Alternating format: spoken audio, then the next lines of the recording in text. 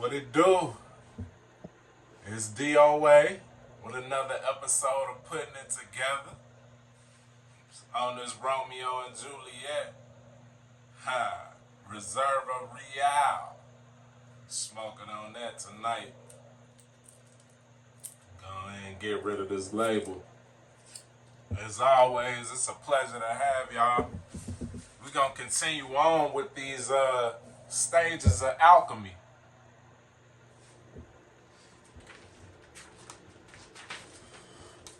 Last video, we was going over the Emerald Tablets written by Thoth, Hermes Trismegistus. The video before that, we was doing calcination, which was the first step in alchemy. And alchemy is that science of turning base metals into gold, lead into gold. And it's also a spiritual concept, a spiritual practice. It's like walking in Christ. That's what we learned in the last video. So, calcination, just a quick overview of that last one. I want y'all to go watch that last one if you ain't seen it. We went in depth on that one. But calcination is the heating up of a substance over flame or in a crucible to turn it to ashes. So it's basically burning off excess, getting rid of excess to begin the purification process. This second step is called dissolution. Dissolution or sublimation. And dissolution is represented by the zodiac sign Cancer. And it's represented by the compound iron oxide, which is rust. And it's the dissolving of ashes in water in the chemical sense. So as I told y'all before on the other videos, this is literally chemistry in its chemical steps to refining a base material into something greater. But it's also a spiritual practice. So in chemistry, it's represented by the dissolving of ashes in water. It shows the corrosive power of water on the hardest metals. So that's why it's represented by rust. Because as you know, you can leave some of the strongest metals out and exposed to water or rain, and they will begin to be dissolved by water. Water causes the chemical reaction that makes rust, and it will break down that metal over time. So it shows the corrosive power of water. It shows the further breaking down of artificial structures of the psyche by total immersion in the subconscious, non-rational, and rejected female part of the mind. This is what it represents spiritually and mentally to your being, your led body. The breaking down of artificial structures of the psyche. So walls we have built up around our ideas. Artificial walls we have built up. You know, like, for instance, people having to get money, feeling like they need money. And the first thing you tend to think of when they think about getting more money is, oh, I need to get this job. I need to get X job so I can make Z money. And that's a limiting thought in itself. In the Bible and the teachings, the blessings come from above. And the more you limit it in your mind, the more avenues you close from your abundance to reach you. So you may need money, And I'm not saying don't be proactive and go out there and try to get it, but you also need to go through these spiritual steps and have some um, time of reflection and meditation and consulting with the Most High so that He can lead you to where you need to be and have your mind open to impossibilities occurring. That's what allows for miracles to happen, is our mind being open and not having these artificial walls built on how we're going to be able to reach our end goal. So having goals is good, but having fences around these goals, that's an artificial construct. Okay, let's see what else I got. So it's the release of traditional prejudices. Also, that's what kicks off this dissolution process, the sublimation process. And this opens up the second chakra, which would be the sacral chakra. That's what controls the sexual organs. This time in your life is represented by chaos and upheaval. It shows the need to confront what lies below the surface. So I know we've all been through times in our life where there's chaos and we feel like we don't know what to do, where to go, and everything's kind of falling apart around you. That often symbolizes you being in this point of dissolution, in this stage of dissolution in your evolution. So don't be afraid of it. You need to take time to really meditate and get within your thoughts to see what ideas and feelings you're suppressing, what's lying beneath the surface. So oftentimes we feel like, hey, we need to do something, and it might be something big and grandiose, something of grandeur, and we are oftentimes talk ourselves out of doing it because we feel like it's bigger than us at the moment, something too big for us to achieve, but we can't suppress those feelings.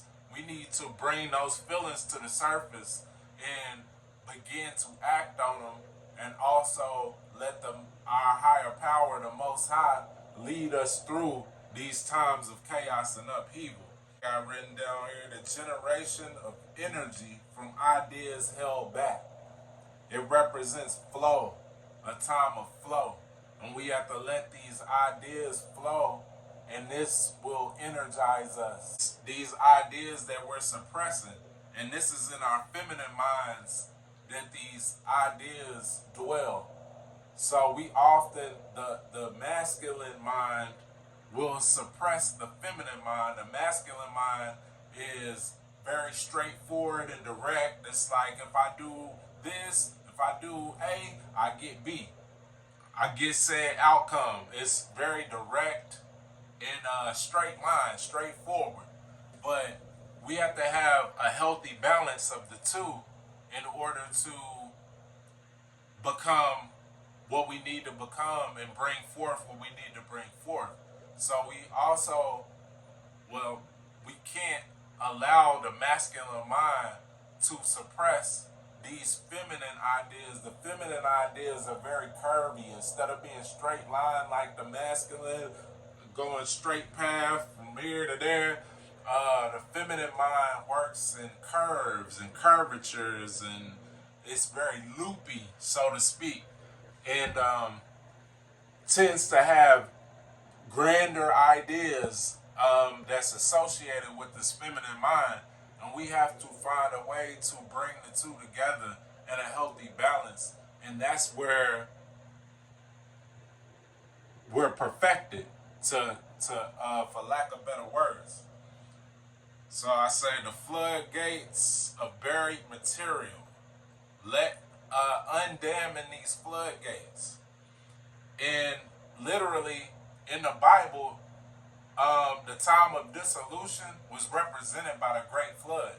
And if y'all know about the Great Flood, where Noah built the ark.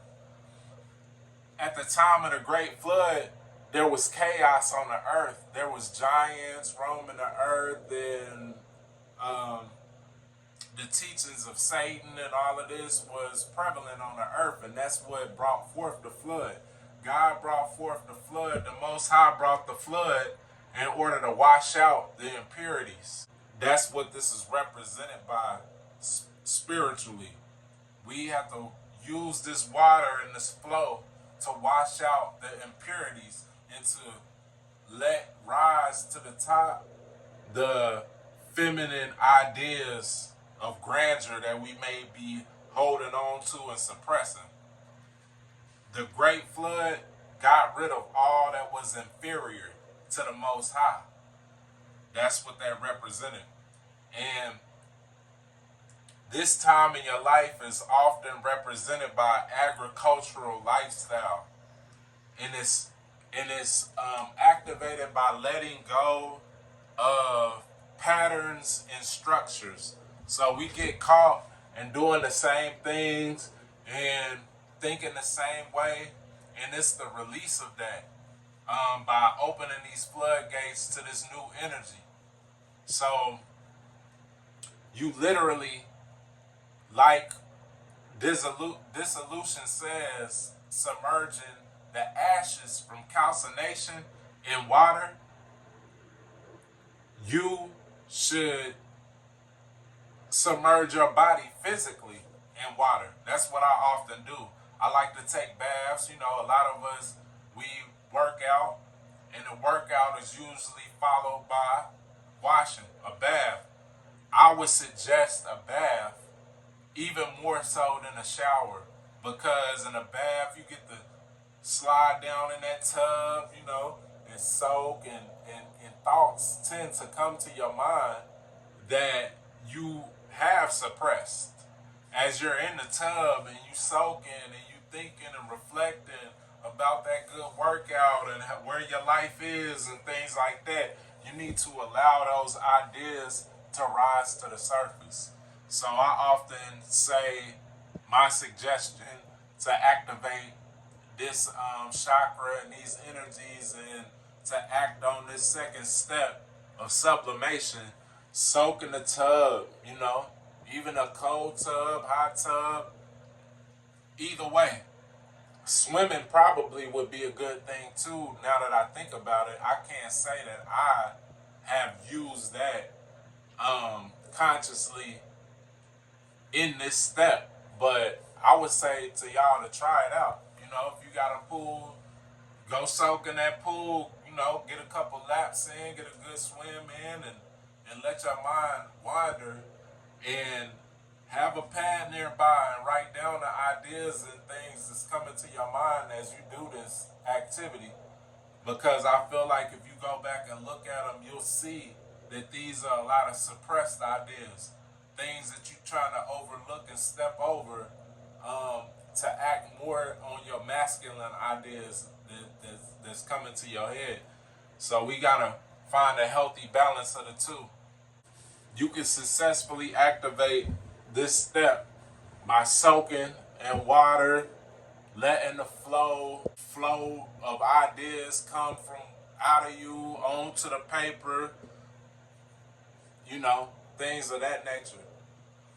But I hope y'all got something from this video. As always, man, it's peace and blessings, peace and love and light. And y'all get at me in the comments, body slam these comments. Let's lay hands on these comments so we can come up with some intellectual conversation and intellectual debate, and further spark our ideas and energy to get us to where we want to be, which is that golden state. Activating all chakras, including the crown, and letting that energy flow. As always, man, I appreciate y'all for tuning in. Peace.